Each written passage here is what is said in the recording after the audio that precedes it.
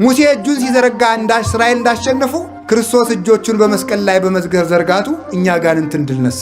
የኃጢአት ችግሩ አንደኛ እግዚአብሔርን፣ ሁለተኛ ወዳጅን፣ ሶስተኛ ራስን ያሳጣል ይላል ሊቅ። እዚህ ከዓለም ወደ ገዳም ተሄደ፣ ከገዳም ቢፈትን የት ይኬዳል? ስለዚህ ከራስ መሸሽ ነው እንጂ ከቦታ መሸሽ አያዋጣም። እሱ እጆቹን ሲቸነከር የእኛን ጠላት ዲያብሎስን በሳት ዛንጀር ቸነከረል። የሚሞቱ ሰዎች የበዙትና ሀገራችን የምትታመሰው በክፉ ሰዎች ነገር መጎንጎን አይደለም፣ በእኛ መርከስ ነው። ወላዲት አምላክ እግዚአብሔርን የቻለችበት ገንዘቧ ንጽሕናዋ ነው። እግዚአብሔርን የቻለችበት ገንዘቧ ንጽሕናዋ የሆኑ ባይታዊ ተከታይ ስለሆናችሁ፣ የሆነ መነኩሴ አጨብጫቢ ስለሆናችሁ ከሞት አታመልጡም። የምታመልጡት ንጹሕ ስትሆኑ ነው።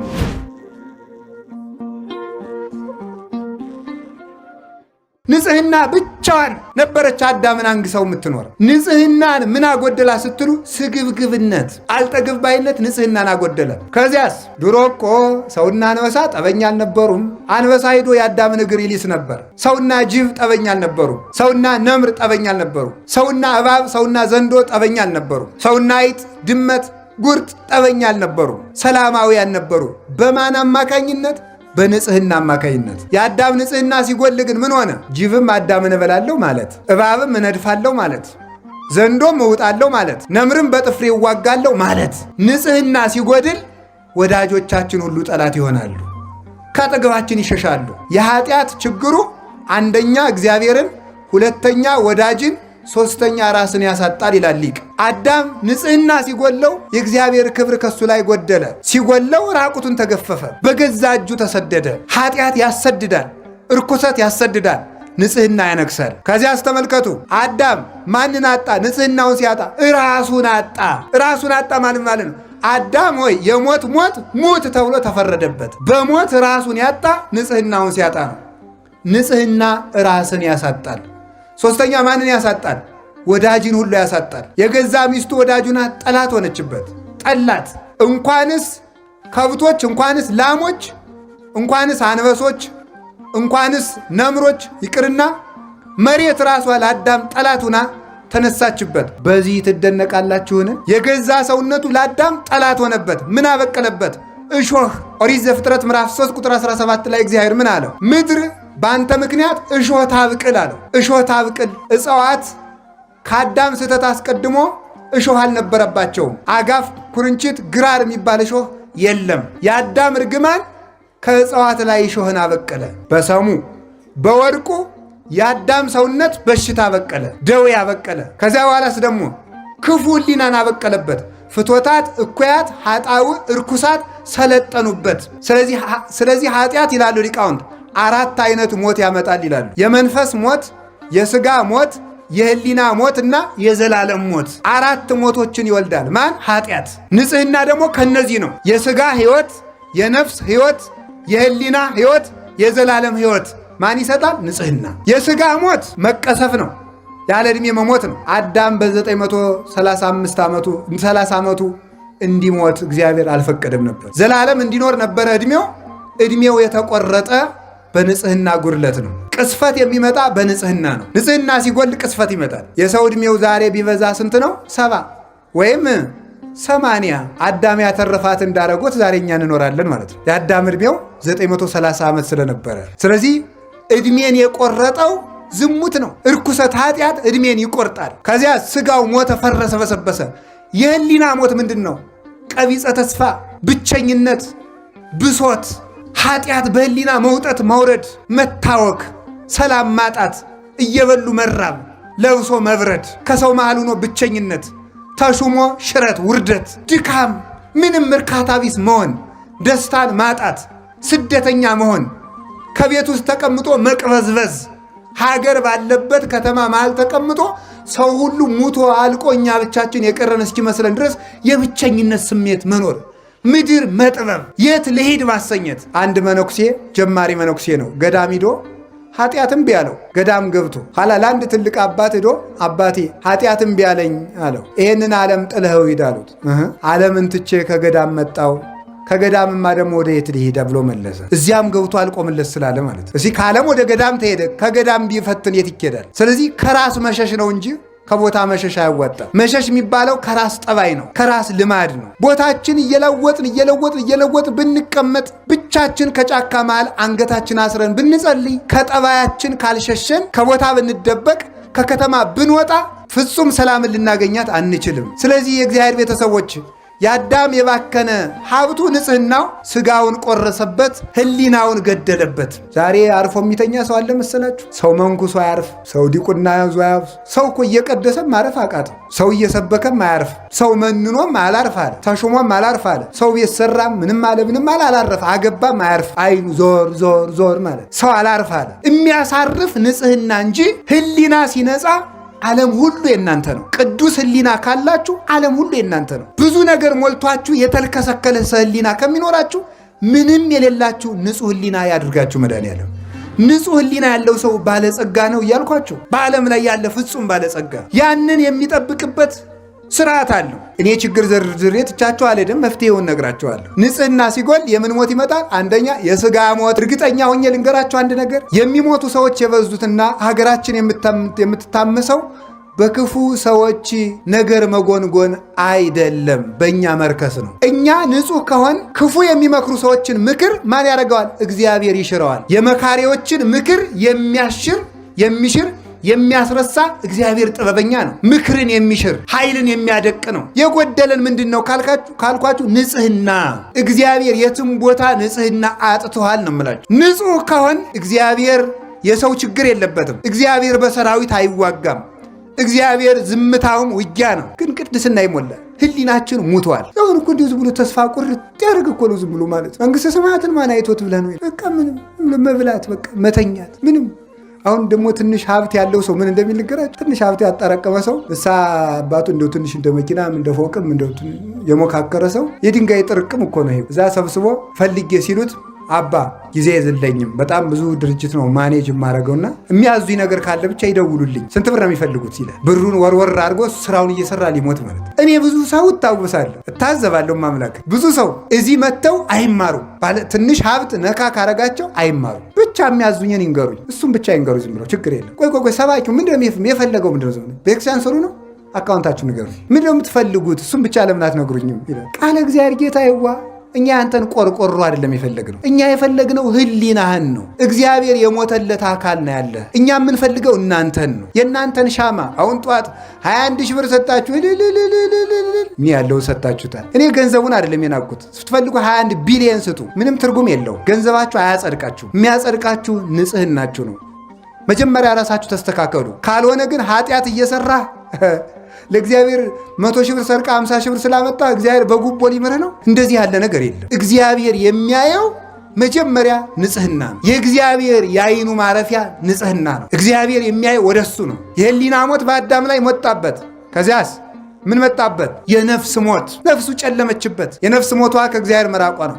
መጨረሻ ላይ ዘላለም ሞት ነገሰበት በአዳም። ንጹህ ስትሆኑሳ፣ አካላችሁ በሙሉ ከኃጢአት ንጹህ ሲሆንሳ ምን ታገኛላችሁ?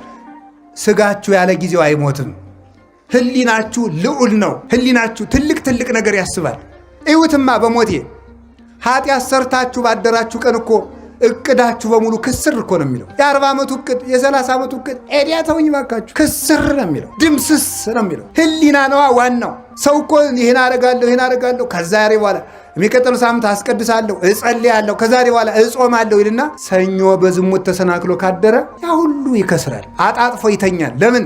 ዲያብሎስ ደግሞ እንዲህ ብለህ ብትጸልይ አታፍርም ይለዋል። እዚያ ኋላ ይሄዳል። አጋንንት ስርዓት አላቸው። መጀመሪያ ጸሎት የማቋረጥ ሰይጣን አለ። ጸሎት የማቋረጥ ሰይጣን ለዝሙት ሰይጣን ያስረክባል። የዝሙት ሰይጣን ለተስፋ መቁረጥ ሰይጣን ያስረክባል። እንዲህ እያለ ነው ሰው የሚጠፋው ማለት። መጀመሪያ ጸሎቱን ያስቋርጠዋል። ኃያልን ሰው ካሰሩ በኋላ ሀብቱን መዝረፍ እንደማይቸግረው የጸሎት እጅ እግሩን ካሰረ ጸጋውን መግፈፍ አይቸግረውም። ከዚያ በኋላ በዝሙት ይጥለዋል። ከጣለው በኋላ ተስፋ ያስቆርጠዋል። እንዲህ ብለህ ብትመለስ እግዚአብሔር የሚምርህ አይምሰል ይለዋል። ተሸንፎ ከዚያ በኋላ በሰንሰለት እንደሚጎተት ውሻ እጅ እግሩን ለዲያብሎስ አስረክቦ የኃጢአት ባሪያ ሆኖ ይኖራል። ከዚያ ቀና የምንለው ተስፋችንን በመቀጠል ነው። ወገኖቼ ከኃጢአት ሞት እግዚአብሔር ይሰውረን። ንጽህና ምንድን ነው አልኳችሁ? ገንዘብ ነው። ገንዘባችን ከማባከን ይሰውረን። ትልቅ ገንዘብ ነው። ወላዲተ አምላክ እግዚአብሔርን የቻለችበት ገንዘቧ ንጽህናዋ ነው። እግዚአብሔርን የቻለችበት ገንዘቧ ንጽህናዋ። ሌሎችም ቅዱሳን ከንፍር ውሃ በሰማይ ከ7 መስኮት በምድር ከ7 ከሚፈላ የንፍር ውሃ ኖህን ያወጣው ንጽህናው ነው። ኤልያስን ከሞት የሰወረው ንጽህናው ነው። ሄኖክን ከሞት የሰወረው ንጽህናው ነው። እዝራን ከሞት የሰወረው ንጽህናው ነው። የሆኑ ባይታዊ ተከታይ ስለሆናችሁ፣ የሆነ መነኩሴ አጨብጫቢ ስለሆናችሁ ከሞት አታመልጡም። የምታመልጡት ንጹህ ስትሆኑ ነው። ራሳችሁን አንጹ። በብልጣ ብልጥነት የሆነ ገዳም ሄደህ እንተ ያለ ሀገር የሄደ የ40 ቀን ሕፃን ይሆናል። አይሆንም። ንስሐ የገባ ነው የሚሆነው። እንዲህ ያለ ገዳም ይዞ ጠበል የተረጨ ሰው እንደ 40 ቀን ሕፃን ይሆናል። አይሆንም። አባ ገሌ ቅባ ቅዱስ የቀዱስ ሰው እንደ 40 ቀን ሕፃን ይሆናል። አይሆንም። ራስን ማንጻት ነው። ክፋትን ማቆም ነው። ከውስጥ የደለበውን ኃጢአት በንስሐ መንጥቆ መጣል ነው። ያ ንጽህና ገንዘባችን ነው። በሞት ያፈርሰውን። ንጹሕ ሰውነታችሁን በስካር አታባክኑት። ንጹሕ ሰውነታችሁን በሐሜት አታባክኑት። በጥንቆላ አታባክኑት። በማይረባ ነገር ለነፍሳችሁም ለሥጋችሁም በማይጠቅም ነገር ንጽህናችሁን አታባክኑ። ንጽህናችንን ከማባከን ይሰውረን። ሀብት የሚሰበሰበው በንጽህና ነው። የቅድስና መጀመሪያ፣ የሀብት መጀመሪያ፣ የእውቀት መጀመሪያ ንጽህና ነው። እውቀት የሚገለጠው ለንጹሐን ነው። ፈውስ የሚሰጠው ለንጹሐን ነው። ጸጋ የሚበዛው ለንጹሐን ነው። ገንዘብ የሆነ እንደሆነ የሚበተነው ኃጢአት ነው የሚበትነው። ስለዚህ አዳምን የሁሉ ነገር አመጣበት። ለእኛም እንዲህ ያለ መከራ ከመምጣት ይሰውረን። ለሰው ልጅ እግዚአብሔር የሰጠው ሌላው ሀብቱ ሰውነቱ ነው። ሰውነት ሀብት መሆኑን አይታችሁ ታውቃላችሁ? አንዳንዱ ሰው እኮ ከበርኩ የሚል እኮ ማለት ነው ጥቂት እንደው ጠርቀምቀም ሚስል ባንኩ ላይ ያለውን አካውንት እኮ አይቶ ነው። እጅ እግር እንዴት ያለ ሀብት መሰላችሁ? አባክነ ነው እንጂ እንዴት ያለ ጸጋ መሰላችሁ? አይን እንዴት ያለ ሀብት ነው! እንዴት ያለ ሀብት! ዳንኤል ባቢሎን ተቀምጦ እግዚአብሔርን ያየበት እኮ አይን እኮ ነው። ዮሐንስ ወልደ ነጎድጓድ ታስሮ እግዚአብሔርን ያየበት እኮ አይን እኮ ነው። ኢሳይያስ በአይሁድ መካከል ሆኖ ሱራፌልን የተመለከተበት እኮ አይን እኮ ነው። ስምዖን አረጋዊ ክርስቶስን ያየበት እኮ አይን ነው። ይህንን አይን ምን ላይ አፍጥታችሁበት እንደምትውሉ እግዚአብሔር ይቁጠረው። ገንዘባችሁን በከንቱ አታባክኑ በሉ እንጂ እግዚአብሔርን ለማየት የተፈጠረውን አይን ረባካችሁ በፌስቡክ አታጥፉት። በማይረባ ነገር ገንዘባችሁን በከንቱ ነው ያለ። ደግሞ ልንገራችሁ፣ ሰው በመረጃ ሊቅ አይሆንም ነው የምላችሁ። ሰይጣን ምን ያደርጋል መስላችሁ? ኢንተርኔት፣ ፌስቡክ፣ ዩቲዩብ ውስጥ ያስገባና እስቲ መረጃ ለአንዳንድ ነገር ጥሩ ነው። ስትጎረጉር አንተ ዩቲዩብ ስትጎረጉር ዩቲዩብ ህሊናህን ሲጎረጉር ዋሻህን ትቀራለህ። ባዶ ቀፎህን ማለት ደብዝዞ ሰው እኮ ማሰብ እኮ አቅቶታል። ሰው አሁን እብድ እኮ ነው። ተነግሮ እንኳን ማስተዋል አይችልም። ቢመክሩበትም አይሰማ፣ ቢመክሩትም አይሰማ። ሁሉም አይገባውም። ደንዝዞ አለ። እባካችሁን አይናችሁን አታባክኑት፣ ጆሮአችሁን አታባክኑት። በሞቴ ባይረባ ነገር አትስሙበት፣ ርዝፍን አትስሙበት። ይሄ ጆሮ ቅዱሳን መላእክትን የሰሙበት ቃል ነው። ይሄ ጆሮ ሳሙኤል እግዚአብሔርን በሌሊት የሰማበት ጆሮ ነው። ይሄ ጆሮ ድንግል ማርያም ቅዱስ ገብርኤልን የሰማችበት ጆሮ ነው። ይሄ ጆሮ ቅዱሳን አባቶቻችን እግዚአብሔር ሲጠራቸው የሰሙበት ጆሮ ነው። ጆሮቻችሁን ለዘፈን ለጨዋታ ለምን ትከፍቷቸዋላችሁ? ጆሮ ክቡር ነው። ጆሮቻችሁን ለእግዚአብሔር ብቻ ከፈቷቸው፣ የእግዚአብሔር ጆሮዎችም ለእናንተ ይከፈታሉ። የእኛ ጆሮ ለእግዚአብሔር ከተዘጋ የእግዚአብሔር ጆሮ ለኛ ዝግ ነው። ስለማይሰማ ሳይሆን የሚሰማ ነገር ስለሌለን ማለት ነው። እንደማይሰማ ዝም ይላል፣ እንደማይሰጥ ይዘገያል። ዝም የሚለው ስለምንድን ነው? የማይሰማ ነገር ሲኖር ዝም ይላል እግዚአብሔር። የሚሰሙትን ይሰማቸዋል፣ የማይሰሙትን አይሰማም። ስለዚህ ጆሮአችሁን አታባክኑ። ዘፈን ይፈቀዳል አይፈቀድም? አሁን እዚህ ክርክር ውስጥ እንውጣ። ይፈቀዳል አይፈቀድም ሳይሆን ጉዳዩ ጆሮአችንን ያበክናል ነው። ኃጢአቱን እንተው ዝም ብላችሁ። ኃጢአት ነው ዘፈን። እንዲያው ከዚያ በታች ግን ጆሮአችን እንዴት ነው በዘፈን? እኔ እኮ አሁን እስቲ ሌላውን ተው። እሺ ያላገባው የሴቱ በቱና አሁን ያገባችሁ ሰዎች ለሆነ ሰው እየተዘፈን እንዲያው የምትሰሙ ለሆነች ሴት ምን አርግ ብላችሁ ነው? እንዲያው ይገርመኛል እኮ እንዲያው እኮ አይገርም። አንድ ጊዜ የዘፈናችሁላትን ሰው አግኝታችኋል። ምን ባሉኝ ነው እንደው የምትዘሉት ማለት ነው? እንዲያው ይገርመኛል። ማምናገር ሰው ለማያውቃት ሴት በተዘፈነ ዘፈን ሲዘል ያድራል እንዴ? ይህ ነውር እኮ ነው። ይሄ እኮ ጅልነት እኮ ነው። ይሄ እኮ መባከን እኮ ነው። ኧረ በሞቴ ስሙኝ። አሁን ዘንድሮ በየቦታው በጦርነት የረግፉትን ወንድሞቻችን ታውቃላችሁ አይደል? በቀኝም በግራ። መጀመሪያ እኮ ሰይጣን ምን አድርጎ መሰላችሁ? 40-50 ዓመት አይምሯችን አባክኖ ነው ዛሬ በጦርነት የሚያባክነን። መጀመሪያ አባክኖናል። ንጽህናችን አባክኖታል። ሰውነታችን ባክኗል። ይሄው ተነግሮ የማይሰማ ሰው መግደልም በቃኝ የማይል ወጣት ተፈጠረ። ስለባከናችሁ ነዋ። በኳስ ፍቅር ጠልፎ ሲደነዝዝ የኖረ እንዴት ብሎ ይሰማል? ስለዚህ መጀመሪያ ስለደነዘዝ አባከነንና ደግሞ አሁን በጥይት ያባክነናል። ስለዚህ ጆሮአችሁን ጠብቁት። ለምንም ነገር እንኳን ክርስቲያን አንድ ፈላስፋ ያለውን እንገራችሁ። አንድ ፈላስፋ የሆነ ሰው እየሮጠ ሄዶ አንተ አንድ ነገር ልነግርህ ነበር አለው። ቆይ ሳትነግረኝ 3 ጥያቄ ልጠይቅህ። አንደኛ የምትነግረኝን ነገር አይተኸዋል ወይ? አላየሁትም። ሁለተኛ የምትነግረኝ ነገር እውነት ነው ወይ? እኔ እንጃ። ሶስተኛ የምትነግረኝ ነገር ስለ ጓደኛዬ ክፉ ነገር ነው ወይ? አዎ። እንዳትነግረኝ በሕግ አምላክ ብሎ ሰደደው ይባላል። ምንም ለማይጠቅምን ነገር ማለት ምንም። አሁን ሰው የሚያወራው ነገር እኮ ይገርማቸዋል። አንዳንዱ ሰው የጦር ጄኔራል ሆኖ ያድራል። አንዳንዱ ኮማንደር ይሆናል። በቃ ኮማንድ ሴንተር ሆኖ ጦርነቱን ሲመራ ውሎ የእነንትና ችግር እኮ ነው እነንትና እኮ ነው ይህን ሁሉ ችግር ያመጡት ይላል። እንዲሁ እኮ ግርብ እኮ ነው። እንዲሁ አርፋ አትቀመጥም? ስራን አሰራም ወይ? የእውነቴን እኮ ነው የምነግራችሁ። ዝም ብለን የራሳችን ስራ ማንሰራ ማስተካከል እንዲሁ በዚህ ዓለም ላይ ጅል ማለት በማያገቡት የሚገባ ነው ማለት ነው። ስለ ሀገራችን ጉዳይ አንቆርቆር እያልኳችሁ እንዳይመስላችሁ። እንደ ጭልፊት አጥንት ይዛችሁ እንዳትሮጡ፣ ሞጭላፊ አትሁኑ። እኔ ያልኩት ምን ማለት ነው? አንድ ሰው ምን ማድረግ ይችላል? በሀገርም ሆነ በጎረቤት ወይም በራሱ ችግር ሲፈጠር እነገሌ ለምን እንዲህ አደረጉ ሳይሆን የሚለው ምን ማለት ነው? አሁን እኔ ምን ማድረግ እችላለሁ ነው። ሁልጊዜ የራሳችሁን ድርሻ ነው መስራት። የሰዎችን ጉዳይ በመፍጠልጠል አሁን ብርግብ ነህ። ፓትርያርኩ ምን እያደረጉ ነው በዚህ ሰዓት? እንዴት ሊቀ ጳጳሱ ዝም ይላሉ? እንዴት አንተ ዝም አልክ? መፈጠር ያለበት ራሳችን ምን እያደረግን ነው? ሀገረ ስብከት ምንድን ነው ያደረገው? የሆኑ ማህበራት ምንድን ነው የሚሰሩት? እዚያ ተጎልተው ሚል ሰው አለ። አንተ ምን እያደረግክ ነው? ሰው መስራት ያለበት የራሱን ነው። የራሳችን ስራ እንድንሰራ አምላከ ቅዱሳን ይርዳል።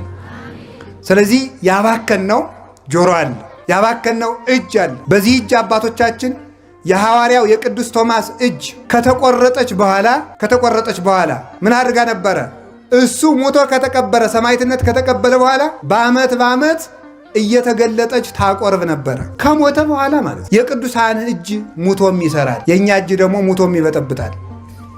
ብዙ ሰዎች እኮ ሙተው በቁማቸው የገመዱት ገመድ ነው ዛሬም እየጠለፈ የሚጥል። ሙተውም እጃቸው ረጅም የሆኑ ሰዎች አሉ። ቅዱሳን ደግሞ ሙተውም እጃቸው ሕይወት ይሰጣል። ቅዱስ ሉቃስ ወንጌልን እየጻፈ ሲያስቸግር ንጉሡ የዚህን ሰው እጅ ካልቆረጥኩ አላርፍም ብሎ ቆረጠው። እመቤታችን የብርሃን እጅ ቀጠለችለት። የእኛ እጅ በምን እንደሚቆረጥ ተመልከቱት። ቅዱስ ዮሐንስ ዘደማስቆ ስዕል እየሳለ የቅዱሳንን ስዕል እየሳለ ቢያስቸግር ንጉሡ እጁን ቆረጠው። የቀኝ እጁን ቆራጣ በግራ እጁ ይዞ ሄደና ከእመቤታችን ስዕል ያንቺን ስዕል በሳልኩ እጄ ሲቆረጥ ዝምታ ያለሽ አለ። እመቤታችንም ቀጠለችለት። አሁን የእኛ እጅ ምንድን ነው ሲሰራ የሚውለው? ይሄ እጅ እኮ ይገርመኛል። የድንግል ማርያምም ስም እጅ ተባለ፣ ሌላ ስም ጠፋ። ምን ይደረግ? መለኮትን የታቀፈች የእኛም የሌቦቹ እኩል ስም አግኝቶ እጅ ተባለ። ዓለምን የቀደሱ የክርስቶስ አካላትም እጅ ተባሉ፣ ሌላ ስም የለ። ሰው የቋንቋ ድሃ ሆነና የእኛም የርኩሶቹ እጅ ተባለ። እጃችን መንጻት ይጠበቅበታል። በሰው ላይ ከመቀሰር፣ ያልተፈቀደለትን ከማንሳት፣ የሰውን ደም ከማፍሰስ፣ ሰውን ከመቀማት፣ ያልተፈቀደለትን ከማንሳት፣ ከዚህ መንጻት አለበት። ከንፍገት መንጻት አለበት።